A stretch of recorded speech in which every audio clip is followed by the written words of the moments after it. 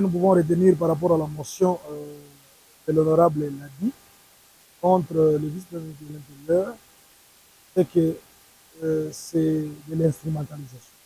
C'est ce que nous pouvons qualifier. L'honorable Ladi, si vous vous souvenez bien, même dans son parti politique, là, il a désavoué et qu'il a même démissionné parce qu'il n'a pas eu le feu vert de son parti politique. Et nous comptons dire concernant cette motion, ça c'est un devoir parlementaire, c'est son devoir, et c'est le plus légitime aussi, de faire le contrôle parlementaire. Mais ce contrôle-là devrait se faire dans le respect des règles.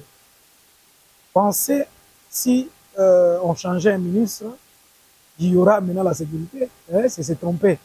Parce que les réformes que le vice-premier ministre de l'Intérieur a engagées, c'est juste des réformes audacieuses qui pouvaient ramener ce pays ici dans une bonne sécurisation de son peuple. Alors, nous comptons tout simplement mener ces actions-là pour dire à l'honorable qu'il est dans ses légitimes droits de défendre ou de faire des contrôles, mais nous ne pouvons pas tolérer et accepter pendant la même session de mars où le président, le vice-premier ministre de l'Intérieur a comparé devant cette même auguste Assemblée nationale pour répondre sur des questions sécuritaires. Et c'était le moment favorable pour l'honorable de saisir directement cette notion, vous voyez, pendant ce temps-là. Maintenant, une fois que le ministre a bien répondu à des diverses questions de l'honorable député, et lui, il ne pouvait pas parler de la sécurité, puisque nous qui vivons ici, nous vivons ici dans son fief, et que nous connaissons ce qui a été Chopo avant les réformes ici. Il y a eu des atrocités entre Mbole et l'Angola. Et ça en est de preuve aussi que le vice-premier ministre a lutté pour qu'aujourd'hui, il y ait des vivre ensemble. Parce qu'auparavant, ce n'était pas le cas. Et c'est sur base de ces réformes-là qu'il y a eu des conférences, les contrats de paix, ainsi de suite. Et nous pouvons dire aussi, si la gouvernance sécuritaire, cette réforme-là, c'est une réforme audacieuse. Que personne ne peut prendre ça. Nous savons avec le gouvernement de son excellence, monsieur le président de la République, il y a eu la succession de plusieurs ministres dans ces postes-là, mais néanmoins, aucun ministre a ramené ces réformes audacieuses-là pour sécuriser la population. Sachez au moins que la sécurisation de la population, c'est une affaire de tous. On ne peut pas dire tout simplement que c'est le vice-premier ministre qui est incapable de sécuriser. Non, lui, là, il est arrivé avec des réformes, et ces réformes-là nous aident, nous, à lutter ensemble. Parce que dans ces réformes, qu'est-ce qui est dit là? C'est la participation citoyenne aussi. C'est-à-dire que les citoyens doivent participer.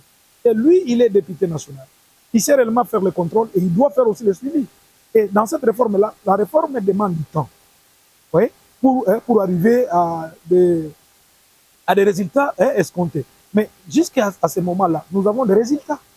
Dans cette réforme-là, il y a eu la dotation même de la police nationale congolaise avec des jeeps, toutes neuves pour les interventions, pour leur mobilité.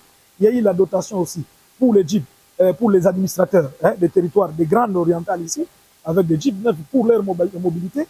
Et aussi, il y a la participation de la société civile, que lui devrait encourager cette réforme-là. Parce que Kisangani, il y a de cela une année ou 2 ans, il n'y avait pas cette sécurité. Même si nous disons que ce n'est pas encore total, mais néanmoins, la sécurité que nous vivons aujourd'hui est en voie d'être réelle. Pourquoi? Parce qu'auparavant, ce n'était pas le cas. Vous voyez? Il y a aussi ce qu'on appelle le recrutement qui devrait être commencé avec au moins plusieurs militaires, ou 9 000 militaires, vous voyez, en échéance de 2030.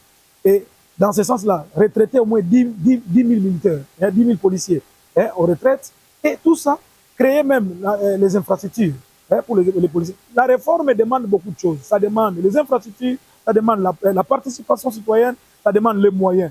Et la gouvernance sécuritaire a demandé au moins 5 millions de dollars pour concrétiser toutes ces réformes-là.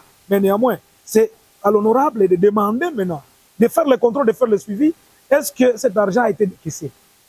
Lui, étant honorable, il devrait pousser au moins le gouvernement à financer ces réformes-là parce qu'il a besoin aussi de la sécurité. C'est un honorable que nous félicitons beaucoup parce qu'il n'a pas la langue au bois, mais néanmoins, il devrait tout simplement dire quelque chose, mais il ne pouvait pas être instrumentalisé pour lui, il doit plaider pour que les 5 millions de dollars puissent être décaissés, afin que le travail puisse être fait.